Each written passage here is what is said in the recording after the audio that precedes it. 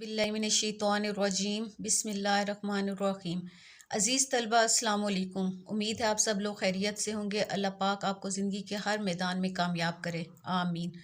आज हम आप लोगों के सिलेबस में शामिल हैं असनाफ़ सुखन। उसको देखेंगे कि उसमें कौन कौन सी असनाफ़ शामिल हैं। ये आपको 10th में भी आती हैं और फर्स्ट ईयर सेकंड ईयर में भी आती हैं, तो ये आपकी ग्रामर में शामिल है।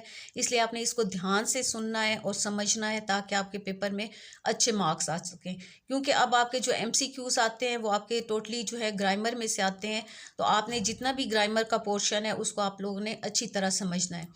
तो असनाफ़ क्या है? असनाफ़ जो है सिन्फ की जमा है जिसके मानी है किस्म, जबकि सुखन के मानी होते हैं कलाम या शेर।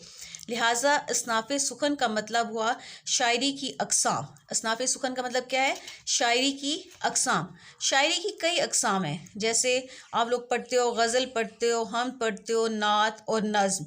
नज़्म में जो है आज़ाद नज़्म है, कसीदा है, मसनवी है, मरसिया है, तरजीह बंद, तरकीब बंद वगैरह शामिल हैं। यानी ये नज़्म के आगे से अक़साम हैं। अब सबसे पहले हम देखते हैं हम्द। हम्द क्या है? हम जो है आप लोगों ने अपनी शुरू से जो आपकी उर्दू की किताब होती है उसमें सबसे पहले जो नज़्म ही होती है वो हम्द होती है। हम्द का मतलब है अल्लाह ताला की तारीफ़।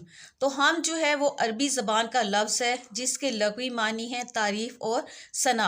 अदबी इस्तिलाह में हम से मुराद अल्लाह ताला की तारीफ़ व सना है।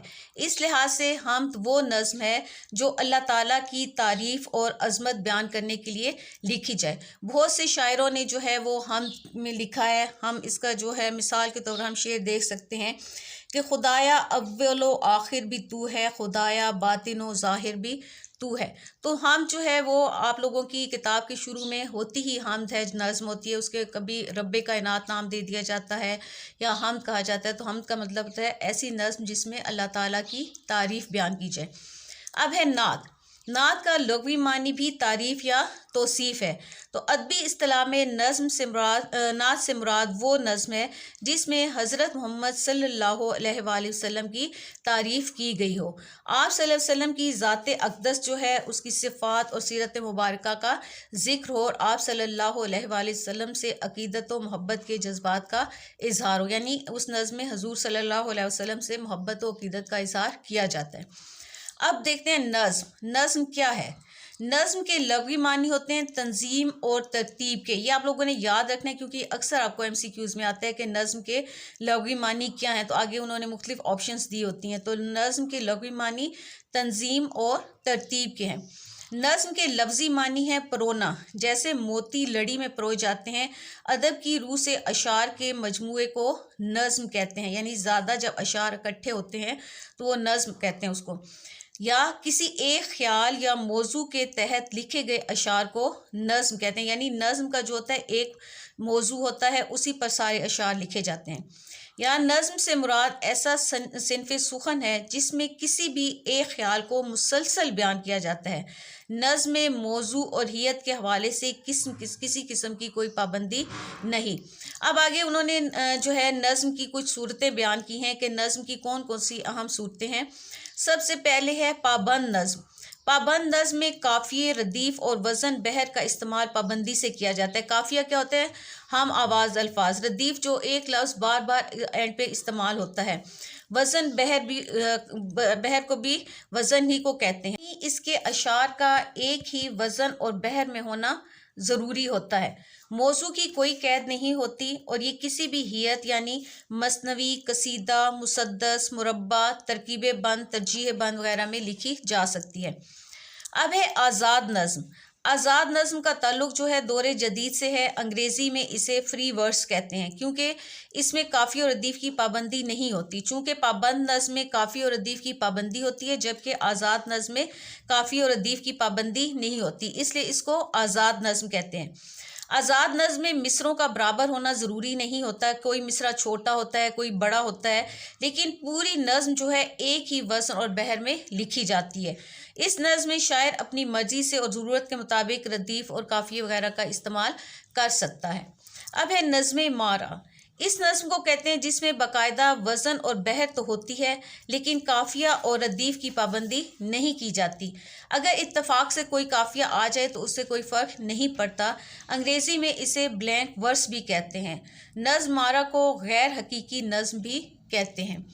अब है नसरी नज़्म। नसरी नज़्म में काफ़िया, रदीफ़ और बहर से भी छुटकारा पा लिया गया और महज शायराना अल्फाज को अहमियत दी गई। इस किस्म की नज़्म पढ़ने में किसी किस्म का लुत्फ़ नहीं आता और इसमें किसी किस्म की नगमगी और मौसीकियत भी नहीं होती। उर्दू में जो नसरी नज़्म है ये मगरिब से आई है, जो बाद में एक तहरीक की शक्ल इख्तियार कर गई। अब है मुसल्लस। मुसल्लस, सलासी या तसलीस। मुसल्लस में तीन तीन मिसरों के बंद होते हैं, जिसके मुसल्लस को इंग्लिश में ट्रायंगल भी कहते हैं, यानी उसके तीन मिसरे होते हैं। पहले तीन मिसरों का जो काफ़िया है वो एक होता है, बाकी जो बंदों में दो दो मिसरों का काफ़िया जुदागाना और तीसरे मिसरे में रवायत से होता है। मुरब्बा। मुरब्बा कहते हैं चौकोर को। चौकोर में चार कोने होते हैं, इसलिए इसमें चार चार मिसरों के बंद होते हैं। अव्वल जो चार मिसरे होते हैं वो हम काफ़िया और दूसरे बंद के जो तीन मिसरे होते हैं मुअक्ज़ा और चौथा मिसरा काफ़िया में पहले बंद का ताबे होता है। इसी तरह तीसरा चौथा बंद होता है, यानी पहले चार मिसरों के जो बंद होते हैं वो अव्वल जो चार मिसरे होते हैं वो हम काफ़िया होते हैं, दूसरे बंद के तीन मिसरे होते हैं और बाकी जो चौथा मिसरा होता है उसमें काफ़िया में पहले बंद का वो ताबे होता है। इसी तरह तीसरा और चौथा बंद होता है। मुखम्मस। मुखम्मस वो नज़्म जिसका हर बंद 5 मिसरों पर मुश्तमिल होता है, वो नज़्म मुखम्मस कहलाती है। मतला के जो बंद होते हैं, मतला होता है नज़्म का गज़ल का जो पहला शेर होता है जिसके दोनों मिसरे हम काफ़ी और हम रदीफ़ होते हैं। तो मतला के बंद के जो पांचों मिसरे होते हैं वो हम काफ़ी होते हैं, यानी हम आवाज़ होते हैं, और बाकी के तमाम बंदों का जो आखिरी मिसरा होता है वो मतला के हम काफ़ी होते हैं। यानी मतला में जो काफ़ी इस्तेमाल होते हैं तो बाकी के जो तमाम बंदों का आखिरी जो मिसरा होता है वो भी मतला का हम काफ़ी होता है। मुसद्दस ऐसी नज़्म होती है जिसके हर बंद में 6 मिसरे होते हैं। इब्तदाई चारों मिसरे जो होते हैं वो आपस में हम काफ़ी होते हैं और पांचवा और छठा मिसरा जो होता है इससे अलहदा काफ़ियों में हो मगर आपस में हम काफ़ियाँ हों। तरकीब बंद। तरकीब बंद तवील नज़्म होती है जिसके कई बंद होते हैं और हर बंद में 4, 6 या 7 अशार हों और आखिर में एक टिप का शेर हो। टिप का शेर वो होता है जो उसमें बार बार इस्तेमाल होता है। जैसे आप लोगों की 9th में नज़्म थी बरसात की बहारें में, तो उसमें ये था क्या क्या मची हैं यारो बरसात की बहारें, तो उसको टिप का मिसरा कहते हैं। तरकीब बंद में जो टिप का मिसरा या शेर हर बंद में बदल जाता है। अब तरजीह बंद। तरजीह बंद और तरकीब बंद नज़्म में सिर्फ इतना फ़र्क है कि तरकीब बंद में हर बंद का हर शेर मुख्तलिफ होता है, मगर तरजीह बंद नज़्म में हर बंद के आखिर में एक ही शेर या मिसरा बार बार लाया जाता है जिसे टीप का शेर या मिसरा कहते हैं। मरसिया अरबी ज़बान का लफ्ज़ है जो लफ्ज़ रस्सी से मुश्तक है। रसक के मतने के मानी है मुर्दे पर रोना या आहुजारी करना। ये सिर्फ अरबी शायरी में राज थी। अजीज़ों और बुजुर्ग हस्तियों की मौत पर रंजो अलम के जज्बात से लबरेज जो अशार कहे जाते थे उन्हें इस्तिलाहन मरसिया कहा जाता था। उर्दू में शख्सी मरसिया भी लिखा गया और करबलाई मरसिया भी लिखा गया। मरसिया आम तौर पर मुसद्दस की हियत में लिखा जाता है। मुसद्दस यानी जिस बंद के 6 मिसरे हों उसे हम मुसद्दस कहते हैं। तो मरसिया जो है आमतौर पर मुसद्दस की हियत में लिखा जाता है जिसमें हर बंद के पहले 4 मिसरे जो होते हैं हम काफिया और आखिरी दो मिसरे भी हम काफिया होते हैं, हम रदीफ होते हैं। कता क्या है? कता के लग़वी मानी है टुकड़ा, हिस्सा या जुज़।